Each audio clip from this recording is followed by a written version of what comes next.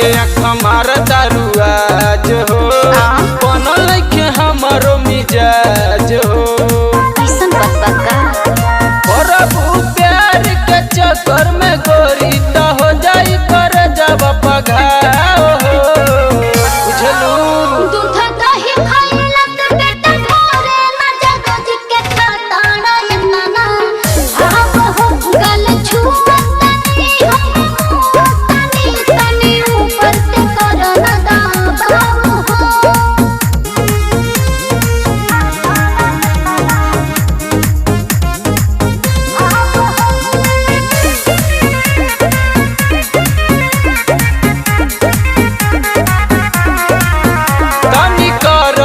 रानी बरदास हो दे हम जगह पर निशानी एगो खास हो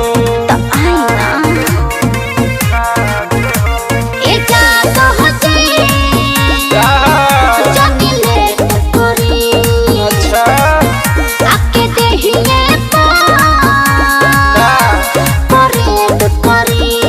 बर्दाश्त कर आही मई करब त धले हकोरा बढ़त ढेर तोरता हो बुझलू दूध दही खाइला त बेटा घरे ना जादो जी के ताड़ा एना ना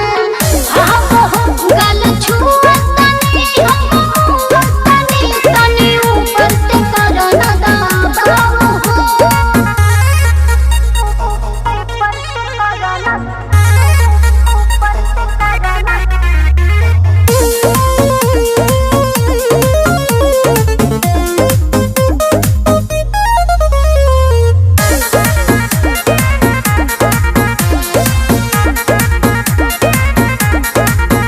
बर्दाश्त कर गोरी न नाराज हो खबू जबन कहेला रंजन आज हो खबू ऐसन बात का सुन तू याद का हो दमन नइखे कहो अजमा के देखा रोहित बाड़ा तू तो लइके कहो अनु सुतल बसरबा सुतल रहे दे